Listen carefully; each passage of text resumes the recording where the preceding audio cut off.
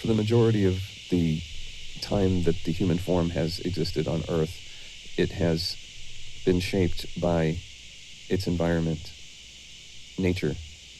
The human being has had to adapt to its surroundings, just like all other living beings. But we are no longer responding primarily to nature, but rather to what arises from the minds, what is brought from the astral into the material in the form of the fulfillment of dreams. So for most of human history, the thing to which we had to adapt was relatively constant, save for short bursts of change precipitated by natural phenomena such as celestial activity or weather or climate or volcanoes or earthquakes. But otherwise, it was in slow motion and basically constant. The pace at which human beings today must adapt within their lifetimes is not constant. It is accelerating. We are having to adapt to survive ourselves on a daily basis. Information is the thing to which we respond, and the pace at which information is coming at people has accelerated tremendously in recent decades. So it's like a metronome. Information is like a metronome, and each beat gets a certain response. And technology accelerates, causing that metronome to go faster and faster. And it's not just that human beings are responding directly to what we manifest in terms of technology, but also the impressions in consciousness that then get tumbled around in the mind through rumination can have an effect on a person. The saturation of awareness with content and constant triggering, it does a number on the endocrine system, and it probably makes the amygdala swell up, especially if this occurs to a young person. I don't think I'm wrong. I think this can be referenced, but I'm just speaking off the cuff here. But I'm pretty sure that meditation would shrink your amygdala, just as it increases gray matter. But organisms generally operate to conserve energy, both within a lifetime and through generations via selection. If a trait is no longer needed, it will no longer be selected for by virtue of there being no pressure to maintain it. Back to the flightless parrots on these Pacific islands. Well, within a person, it operates the same way. If energy isn't needed for something, then it won't be directed towards it. Like athletic training, the body responds to the damage done to it and repairs itself, and in so doing can meet the challenge. But if the body isn't used, it just goes into atrophy. If the amygdala is not getting constantly triggered by thoughts that cause a stress response, then it may start to wither away a bit, shrivel up from lack of use. The increase in the weight and propensity of mental content to trigger the lizard brain can change the behavior of an individual. And if you subject a whole society to it, it can alter society. When I'm out in public, I operate as if nobody around me has any grace. Now, that may not be true, but that view is fairly easy to vindicate if you happen to inconvenience a stranger. There are a lot of saintly and kind people out there, but there are a lot of people operating as if there is no law. When you go about your day, it's a challenge to spot and avoid these individuals who basically give no quarter. Like when I'm on the road, I look in the rearview mirror just as much as I look through the front windshield. I'm just looking out for who needs to get by. I'm not going to try to stop anybody. But then you'll see someone else who wants to be the vigilante and stop them, and then they get into the road rage. It's an extremely common scenario in a major city. So those of us who pay attention to what comes through screens are hooked to an accelerating metronome that triggers things in our brains and causes a mental accumulation that cuts us off from source. Now, this presumes that one is identified with a subject to which these ideas that are seen through media relate. Somebody who views media as if they were a disembodied spirit looking at a planet to which they have no connection, well, there's not going to be any reaction in that viewer. And likewise, when there's no identification with a subject, then there's no accumulation. It all just passes by like fish in the river. So that's one of two ways to not be subject to the accelerating pacemaker of information technology. The other way is just to avoid it entirely, to become some kind of like Amish. There are identifiable constituencies that want you to think certain things. And if you're paying attention, it's easy to see who they are and what they want you to believe. And it's also fairly easy to extrapolate the world that would be born of the fulfillment of their desires. It's like there's always somebody trying to sell you on something, because that's really what it is selling. Some selling is more coercive in nature than other selling. Like you see the coercive tactics applied more through technology. It seems like things are constantly trying to trick you into accidentally clicking on them instead of clicking off them.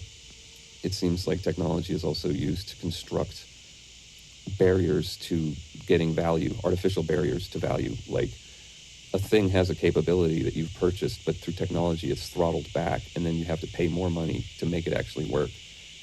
The classic example is the subscription heated seats. I think it was BMW, but I don't want to wrongly impugn any car brand, but I think it was them. So the hardware is already on the product, but it won't work unless you pay a subscription fee. But you paid for the hardware. One could argue it's like the cable modem that you own, and then you pay for the service.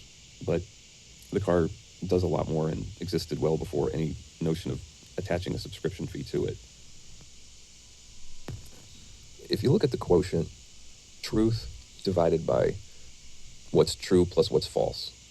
So what's true divided by the sum of what's true plus what's false. In that quotient, the truth part is constant. The truth is what it is, right? But the false part is a variable. It expands with the volume of content that's put forth through voices, print, images, media. The ease with which one can discern what's factual from what's false is a partial function of that quotient that I mentioned. And as the sheer volume of content increases, what is factual becomes more a needle in the haystack as that denominator swells up. And so that denominator grows with population and technology. There has been an information explosion in the last 100 years. But even before that, there have been inflection points along the way. The advent of writing created content that increased the denominator. So in addition to factual things being written, lies could be written. And then the printing press. And of course, originally it was just oral tradition, which always seems to depart from the truth like a game of telephone that plays out over generations. So these steps along the way have created inflection points in the generation of content through which one must sift to discover a fact. Computers and the internet caused an increase within the last 75 years or so. And now this AI revolution has caused a massive proliferation of content. The internet has been a place where people can post up what they know to be a fact, and therefore the percentage of reality that can be depicted in media has increased. AI doesn't expose more of what's true because it's derivative. So something would have had to tell it that something is true before it could say that is true.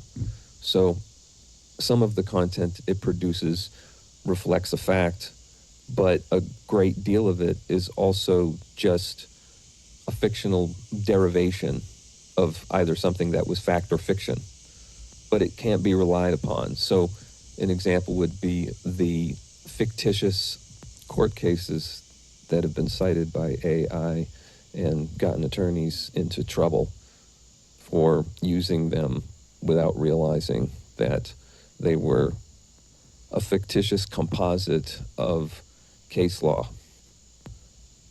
What got me thinking about this was a video that I saw about a supposed new vehicle that Ford was coming out with that was a re-release of the F-100 that would have retro styling. The image of the car, though, was clearly AI generated, so it got me suspicious. Because it's so easy to generate content through AI. So I did some searching and found many different videos that were similar, that had slightly different looking AI generated vehicles. So you had to dig deep in the search results to find that Ford is not, in fact, coming out with a retro styled F-100 for 2026. If anybody finds that, in fact, Ford is doing this, let me know in the comments.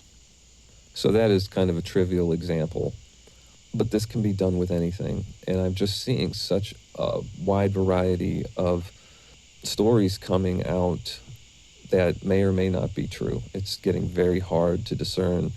Like I said, you have the numerator of what is, and then the denominator of what isn't plus what is. And the what isn't part of that sum is out of control because of AI. So if you think about the amount of content that can be created relative to every combination and permutation of what is, kind of a many worlds type of thing, right? Which is infinite. If all the possibilities were to be projected through media, then it would be impossible to discern the thread of reality, as that thread would become thinner and thinner relative to the whole. The only thing that would be known to be true is what's happening in real time within seeing and hearing range. So in general, as the volume of content that is put through media increases towards infinity, the probability of stumbling upon the thread of truth converges asymptotically to zero. Recent generations have had their entire view of world history impressed upon them through media, and there is a certain amount of agreement on what has happened. But with the AI explosion of content, there may come a time when there are so many different versions of what could have happened that nobody can really agree on what's real. There still survive people who had their view of history impressed upon them by analog technologies that were not easily counterfeited or erased in a way that left no corroborating sources. You can destroy one book, but it's probably going to exist somewhere else and be found. I know a lot of things have been lost to history, but we do know at least that certain things are corroborated and therefore likely happened in some form or fashion. So you can get firsthand accounts from multiple different witnesses through their journals. It seems like when all of the analog conditioned people are gone, assuming minds are still being conditioned by media, then all that will be left is a world of people exposed to every permutation and combination of what was prior in the form of AI slop. The only thing that they will know is true is what they can see and hear right in front of them. And that, in fact, is the defense against a kind of malfeasance on the part of those who decide what gets promoted. The most effective lie is the one that contains a certain amount of truth to make it easier to swallow. But when the sheer volume of lies that are known to be lies reaches a certain point, it becomes hard to accept it along with what you believe to be true. So this ocean of lies is absorbing up this little river of lies, and nobody wants to swim in that ocean of lies.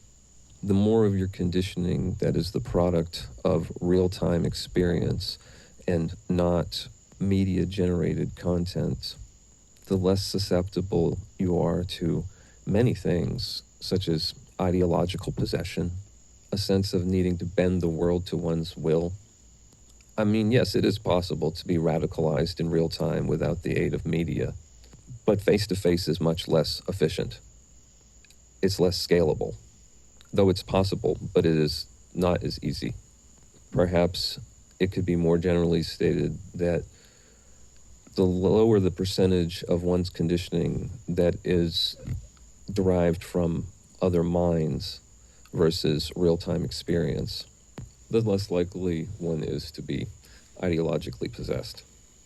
Regardless of how easy or difficult it is to discern the truth of what's put forth through media, it's still possible to learn how to think critically. The tools to spot logical fallacies can still be developed within people. Ideologies that lead to worlds in which we do not want to live rely on falsehood to persist and advance themselves. Because if the truth of their results were to be laid bare, then nobody would choose to support or advance these ideas. So when we see a country collapse into discordia, it's typically because of a set of ideas that have won the day. These ideas would have had opponents who articulate the trajectory of the nation in the ascendance of these ideas, meaning they were warned. But the could not see the truth of these counterpoints. They were overtaken by propaganda and the cultivation of identity for the purpose of control. People are swayed by the idea of a consensus. Consensus is easy to manufacture through media. And once a certain critical mass is reached, the rest of the population is just coerced at the point of a gun. The present seems to be but a sliver of the truth, and it seems that the bulk of what's true then should be found in some subset of the mind's content that corroborates a past reality.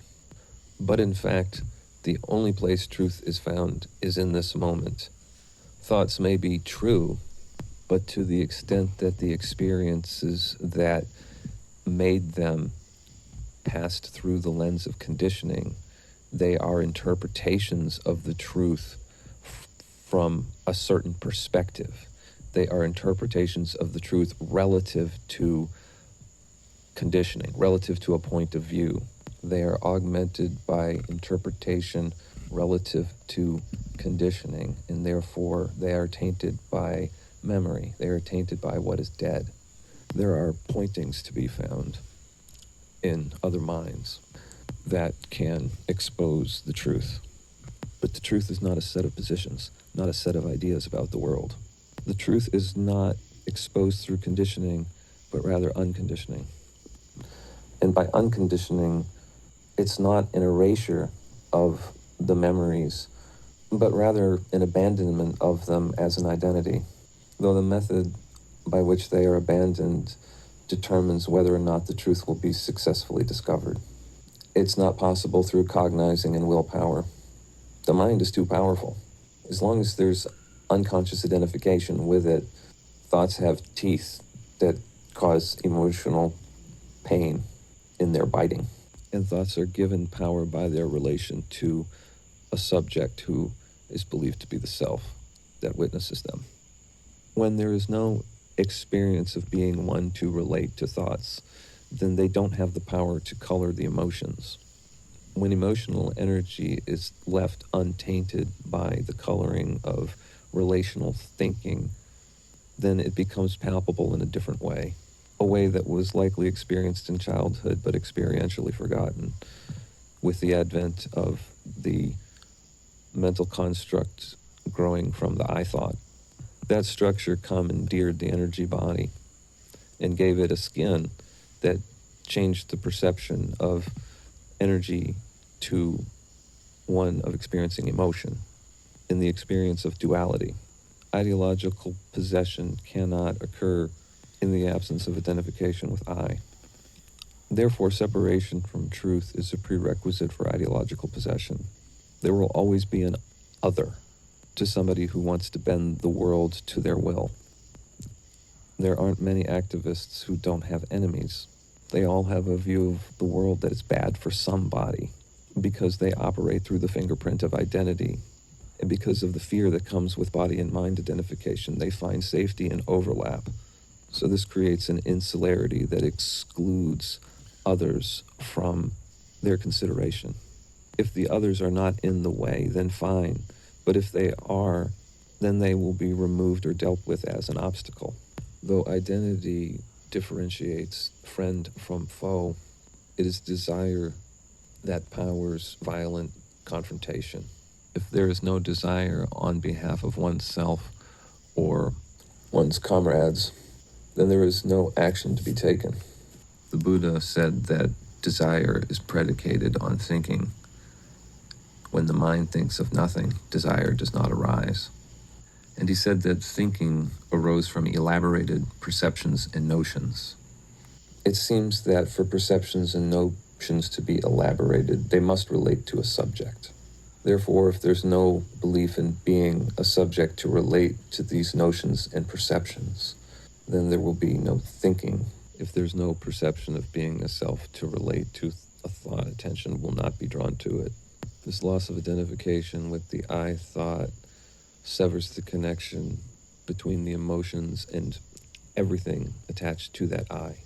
When, because of this, insularity is destroyed, it's the end of the expansionist mindset, because without being the I, there can be no conversion of things from theirs to mine. It doesn't mean the acquisition of what's needed won't be pursued by honest means, but the cost of departing from truth into the insularity required to commit acts of violence is known. But the lack of an identification with I does not preclude the defending against such. But violence can be preempted in the heart's exposure to the truth. And this is the value of spirituality to the world.